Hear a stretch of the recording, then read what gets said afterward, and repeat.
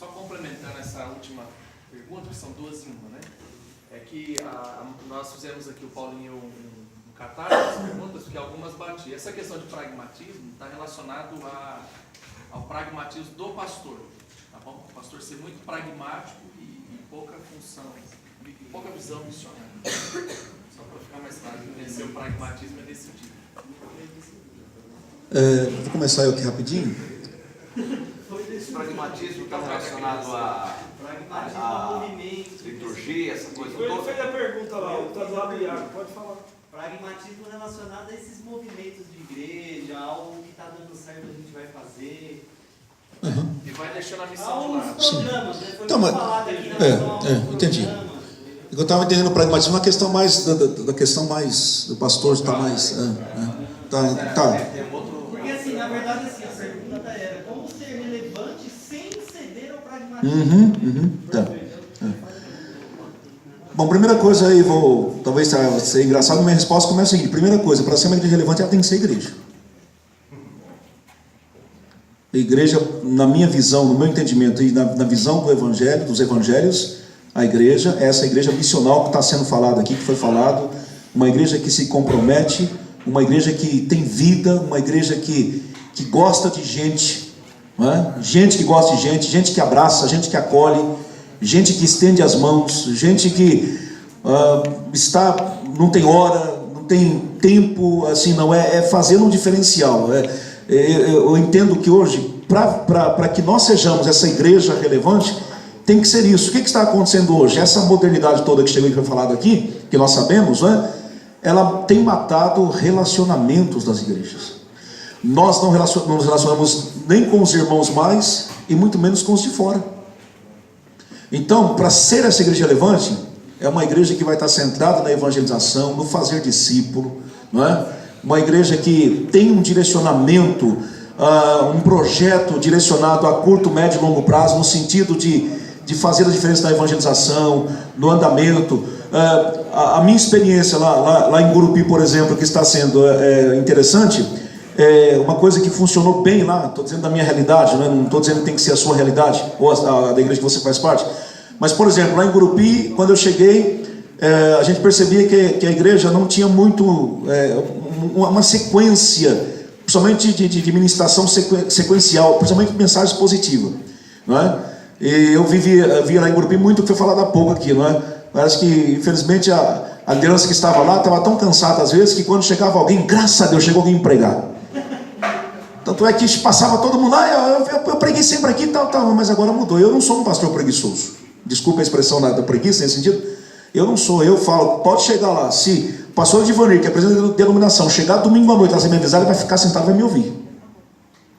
Se ele chegar assim, avisar, tá vindo, então surpresa, beleza. Chegar de surpresa, vai sentar e vai me ouvir. Eu não abro mão. Eu sou o pastor da igreja, a direção da igreja está comigo, nesse sentido. E aí lá em Gurupi, a igreja começou a tomar um novo rumo quando nós começamos a trabalhar. O Espírito Santo nos orientou a começar a fazer um trabalho de mensagens positivas. Eu comecei a trabalhar alguns livros sequenciais de mensagens positivas, por exemplo, Efésios, não é? Gálatas, Romanos, Evangelho de Marcos. Pregar mensagens, por exemplo, o Evangelho de Marcos, eu preguei quase um ano todo no Evangelho de Marcos, nos domingos da noite na igreja. E isso começou então a dar ânimo e motivação para a igreja começar a ser novamente uma igreja relevante, não é? E a questão do acolhimento, dessa perspectiva de ser igreja, acolher, abraçar, receber, se colocar à disposição, não é? No sentido de ser igreja de verdade. Isso é o que estamos precisando hoje. Há uma preocupação muito grande com projetos, mega projetos. E como foi falado aqui, eu como pastor digo, o que a igreja precisa voltar é a simplicidade.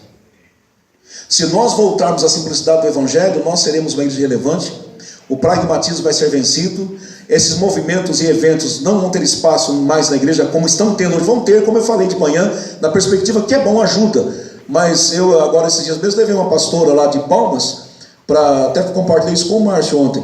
Eu tinha terminado de pregar uma série, acho que foram 5 domingos sequenciais, sobre reavivando a fé, renovando a fé, baseado em Hebreus 11, fazendo divisão ali do capítulo 11, a primeira parte, depois os modelos de fé, Abraão, Moisés, tal, depois foram 4 mensagens sequenciais naquele capítulo.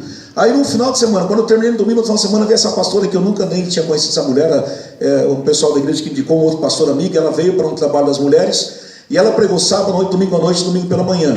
Praticamente ela trouxe novamente tudo que eu havia pregado nos 4 domingos que haviam passado sobre fé.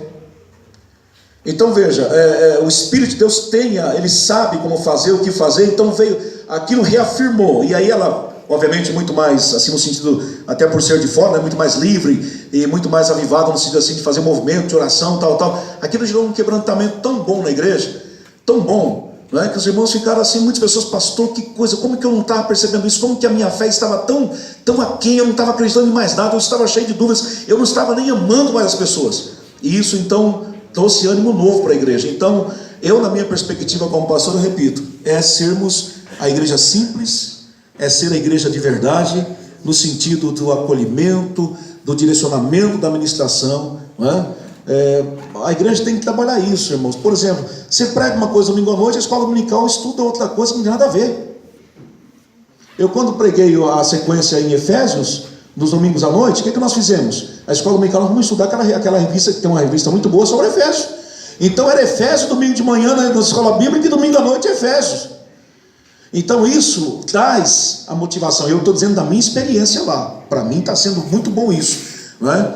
E o tempo que eu continuar na igreja, não sei quanto tempo eu ficar lá, eu vou continuar nessa direção, porque eu estou vendo o resultado, aquilo que Deus está fazendo na questão do ânimo da igreja. E a igreja voltou então a ter essa motivação, orar na cidade, nos locais públicos, nos lugares importantes, eu creio muito nisso. Lá eu ia fazer a campanha, eu ia sozinho, irmãos, ninguém ia comigo. Agora que vamos fazer uma campanha de oração na cidade, oramos uma segunda-feira à noite em frente à prefeitura, outra noite em frente à Câmara de Vereadores, outra noite em frente ao Fórum, outra noite em frente à SIG, lá, que é a Associação dos Empresários e Comerciantes da cidade, não é? A noite que menos teve pessoas comigo, tinha 25 pessoas orando, das 8 às 9 da noite, na rua, botando o joelho lá na frente lá e orando pelos poderes constituídos do município, da cidade. Então veja, outrora eu fazia isso, eu fazia caminhada de oração sozinho, ninguém ia comigo. Da onde está vindo isso? Do ânimo, daquilo que está sendo ensinado, sendo pregado à igreja, sem oba-oba, direcionando a palavra, a mensagem expositiva, é você trazer o cerne daquilo que está na palavra. Nós temos que parar com esse negócio de pastores aí, que muitos líderes que estão preparando mensagem, os caras não estão indo para a Bíblia mais não, estão indo para livros. Eu brinco com o Damasceno, os livros do Fábio Damasceno, né, são bons livros, mas tem pastores que estão pregando só Fábio Damasceno no público, esquecendo da Bíblia. Não é? O Damasceno nos ajuda a argumentar, ele tem muita coisa boa, eu mesmo uso muita coisa dele, não para argumentar nos sermões e tal, mas a essência da mensagem tem que continuar sendo bíblica, e isso é oração e palavra, vai fazer a igreja ser uma igreja relevante em todos os sentidos. E quanto às crianças e adolescentes, só falando aqui, lá Deus nos deu uma estratégia no certo. Quinta-feira à noite é a reunião de pacto de oração, não vinha ninguém para oração praticamente. Aí o que nós fizemos? Deus nos deu a direção. Colocamos culto dos adolescentes na quinta-feira à noite e colocamos culto especialmente infantil na quinta-feira à noite. Temos um cultão infantil e um culto para adolescentes à noite, na quinta-feira à noite. Resultado, minha reunião de oração hoje é muito bem frequentada. Sabe por quê? Porque os filhos fazem os pais virem para a igreja. Eu vejo no livro de Colossenses, capítulo 4, versículo 2, Paulo pede a oração para a igreja de Colossenses, ele dizendo que dediquem a oração porque os dias são maus. Na vossa forma de falar, na vossa forma de vocês conversar, eu vejo que é muito importante a comunhão no meio da igreja. O relacionamento é fundamental. Quando a igreja se relaciona, a igreja busca acompanhar, caminhar junto, buscar a presença do Espírito Santo da igreja, entender qual a função da igreja, se estarem juntos, estarem unidos em momentos difíceis, essa igreja está no passo positivo, entender onde Cristo precisa, no meio da igreja, Cristo precisa, é fundamental relacionamento no meio da igreja. Amém?